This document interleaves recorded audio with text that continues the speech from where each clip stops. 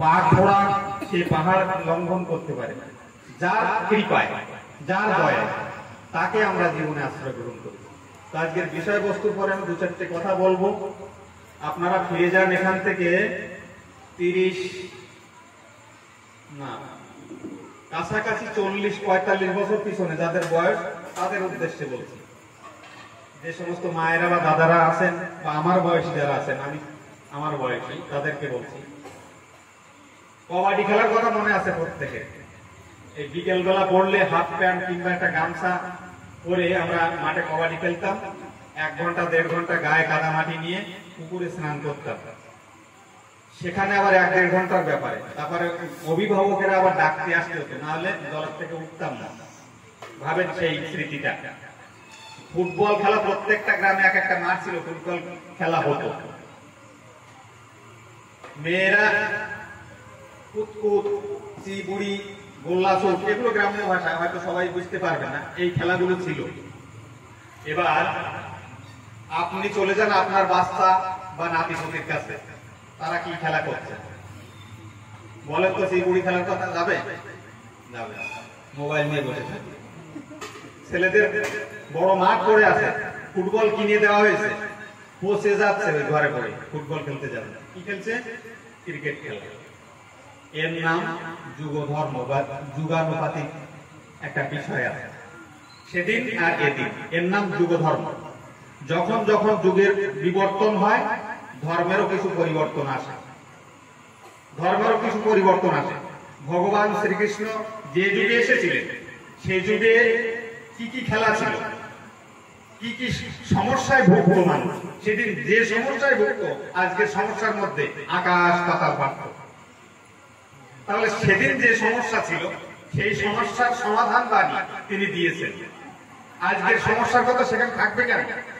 সে সমস্যা সেদিন ক্রিয়েটই হয়, সৃষ্টি হয়নি সে সমস্যা।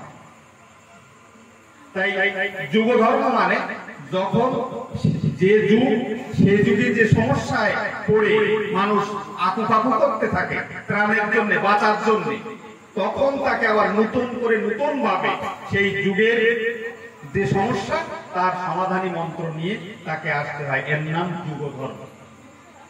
আর এই যুগ ধর্ম যখন বিবর্তনের সাথে সাথে পরিবর্তন আসে, তখন শ্রী ঠাকুরের ভাষায় বলছেন, হয়তো আপনাদের অগ্রাহ্য হতে পারে, সেটা হচ্ছে পূর্বতনকে মানে না যারা, জানিস নিছ ম্লেচ্ছ তারা। আর একটা কথা তিনি বলেছেন যে বিপাক পথে হাত ধরে যে চলার কায়দা জানিয়ে দেয়, তাকেই জানিস গুরু বলে, অভয় পথে সেই তো নেয়। তো তিনি যখন বারবার আসেন তাকে অনুসরণ করে চলার জন্য সেখানে তিনি বলেন। ভগবান শ্রীকৃষ্ণ তিনি গীতার কোথাও লেখা নেই বা ভাগবতে কোথাও নেই যে আমি এই এলাম আর কিন্তু কখনো আমাকে পাবে না, যা নেওয়ার যা পাওয়ার এখন নিয়ে রাখো, মানে জমিয়ে রাখো, আর কিন্তু কখনো আসবো না, তা কিন্তু কোথাও লেখা নেই। তিনি বলছেন যখন মানুষ বিভ্রান্তিতে ডুবে নিজের বাঁচার পথ খুঁজে পাবে না, আত্মচিৎকার করতে থাকবে, আমি তখন আবার নর তনু ধারণ করে তোমাদেরকে হাত ধরে আবার চলার পথ দেখাতে আসবে। গীতায় আছে সে কথা। যে বাণীটা আমার শ্রদ্ধেয় সুকুমার দা বলছিলেন, আমি ওটা বিরক্তি করছি সময়ের স্বল্পতার জন্য। তাহলে এখানে আমরা কি জানলাম? তিনি আসবেন, আবার তিনি বলছেন আমি যখন আসব তখন তোমরা কি করবে? সর্বধর্মান পরিত্যাজ্যং মামেকং শরণং ব্রজ। এখানটা একটা কথা আছে, এই কথাটা যখন হয় তখন সবার মধ্যে একটা প্রশ্ন জাগে, তার মানে কি? আমি ভগবান শ্রীকৃষ্ণের দীক্ষা নিয়েছি, আমি একজন বৈষ্ণব, আমি ওটা ছেড়ে দেব? এই বাণীর মধ্যে কি তাই? একবার ভেবে দেখেছি আমরা এই বাণীটা কি, এর অর্থটা কি? বলছে সর্বধর্মান পরিত্যাজ্যং মামেকং শরণং ব্রজ। তোমার সমস্ত ধর্ম পরিত্যাগ করে তুমি আমাকে অনুসরণ করে চলবে। এই ধর্মটা কি? কোন ধর্মটা আমাকে পরিত্যাগ করার কথা তিনি বললেন? আমরা যেটাকে ধর্ম বলে জানি, এই যে আমার পূর্বে আমার স্নেহের কাকু মিহির কান্তি মন্ডল আলোচনার মধ্যে একটা কথা বলেছিলেন যে আমি আমার মতো করে বলার চেষ্টা করছি, তার মধ্যে ভুল ত্রুটি হতে পারে। কথাটা খাঁটি কথা। যখন আমার মতো করে আমরা বলতে যাই সেখানেই ভুলটা হয়।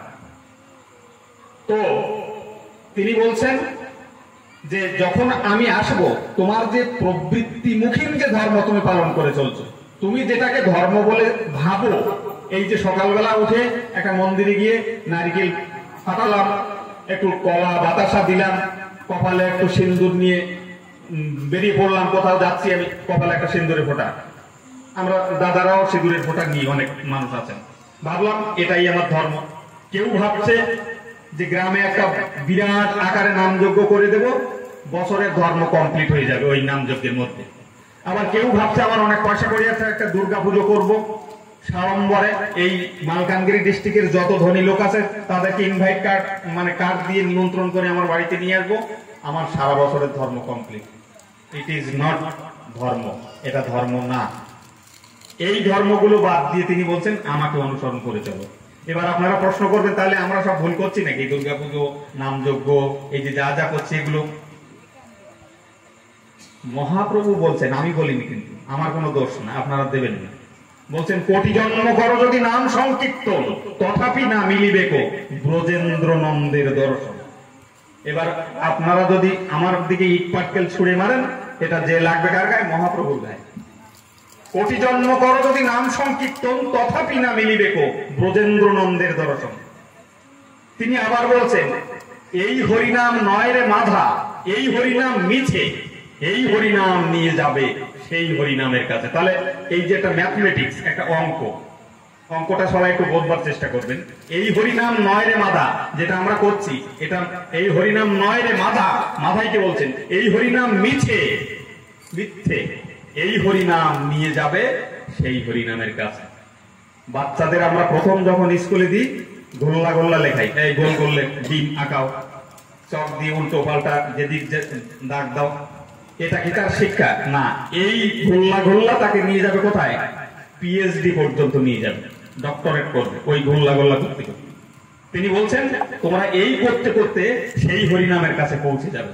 তাহলে এখানে আমরা জানলাম যে আর একটা হরিনাম আছে লুকিয়ে, যে আমাদের সাধনার অষ্টাদশ স্তর, 18টা স্তর, সে 18 স্তরে আমরা পৌঁছেছি কিনা আমাকে খোঁজ নিতে হবে। তো ভগবান শ্রীকৃষ্ণ যে নাম নিয়ে এলেন প্রণব স্তর, সেটা এই যে আমাদের মূলাধার থেকে শুরু করে ব্রহ্মতাল পর্যন্ত যে 18টা স্টেশন আছে আমাদের বডিতে, শরীরে, সাধনা, তিনি 14 স্তরের নাম নিয়ে এলেন। এবার আপনারা বলবেন তাহলে আরো 4টে স্তর রয়ে গেছে, তাহলে ভগবান শ্রীকৃষ্ণ 4 স্তর ছোট নাকি?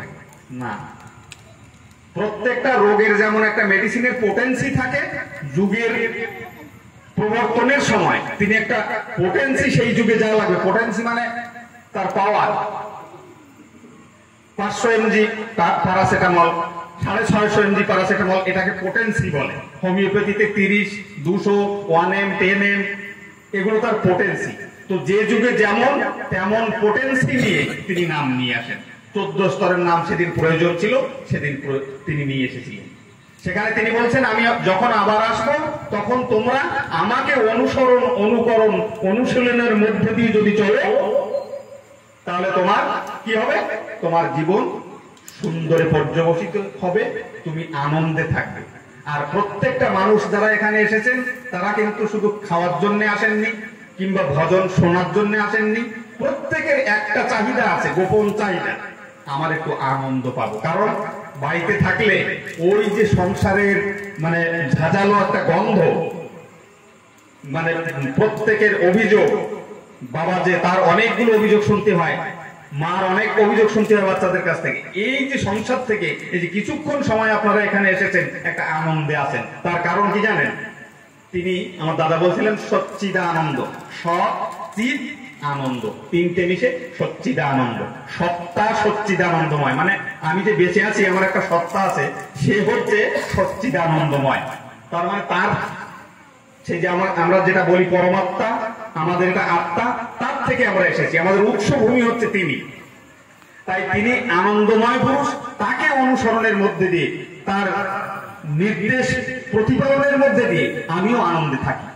তাই আমি প্রত্যেককে অনুরোধ করব, পরম দয়াল শ্রী ঠাকুর এই যুগে এসেছেন, তাকে যুক্তি দিয়ে, বিজ্ঞান দিয়ে, তার ঠাকুরত্ব বলার সময় চলে গেছে। আমরা যখন ছোট ছিলাম আমাদের গ্রামে খুব ঝগড়া হতো, হ্যাঁ সৎসঙ্গ করতে দেওয়া যাবে না। এখন এরকম শব্দ কোথাও আর নেই। শ্রী ঠাকুর যা দিয়েছেন তা মানুষ পালন করে যখন উপকার পাচ্ছে, বলছে অমুক গ্রামে এক ডাক্তার আছে একদম ফালতু। কারণ কি ফালতু কি জন্য হলো? তার কাছে যত পেশেন্ট যায় কেউ ভালো হয় না। আবার একটা অন্ধকারে থেকে একটা মানুষ ডাক্তারি করছেন, সেখানে পিল পিল করে মানুষ যাচ্ছেন, কোনো বোর্ড নেই কিচ্ছু নেই, সেখানে যাচ্ছেন কেন? সে এসে বলছে যে ওখানে যে আমার এটা ভালো, আরেকজন বলছে আমার এটা ভালো হয়েছে। দেখছেন, কোনো প্রচার লাগে না। শ্রী ঠাকুর অনুকূল চন্দ্রের টিভিতে কোনো কোথাও দেখেছেন প্রচার? কোথাও টিভিতে কোনো ঠাকুরের প্রচার নেই। ঠাকুর মানে অভিনয় কোনো যাত্রাও হয়নি, মানে ঠাকুরের ভূমিকা অভিনয় করে কোনো যাত্রাও হয়নি। কোন রাজনৈতিক নেতার মারফত ঠাকুরের কোন অ্যাডভার্টাইজমেন্ট হয়নি। অথচ শ্রী ঠাকুর অনুকূল চন্দ্র ছোট্ট একটা জায়গায় বসে ওয়াজ গাইছিলেন পাবনা, সেখান থেকে দেওঘর এলেন। সেটাও একটা আদিবাসী অধ্যুষিত অঞ্চল ছিল, ওই সাঁওতাল পরগনা, আজও ওর নাম আছে দেওঘর। সেখানে থেকে কোটি কোটি মানুষের দড়ি দিয়ে একেবারে বেঁধে দিলেন নিজের সঙ্গে। কিসের আশায়, কিসের নেশায়? পারেনি কাদের জানেন? আমার মতন মূর্খদেরকে। কারণ আমরা ওই ঠাকুর অনুকূল চন্দ্রের ওই যে পয়সা দিতে হয় এইখানটাই আমরা আটকে গেছি। আরো মানুষ দীক্ষা নিত, আরো নিতাম আমরা, শুধু একটা কারণে নিই না যে রাত পোয়ালে পয়সা দিতে, এরম ঠাকুরের দিকে আমরা ফিরে তাকাবো না। ওর থেকে বরং আমরা কোনো অন্য জায়গায়, ভালো ভালো জায়গা আছে 700-800 টাকা 750 ml, সেখানে দেবো, শরীর স্বাস্থ্য ভালো থাকবে।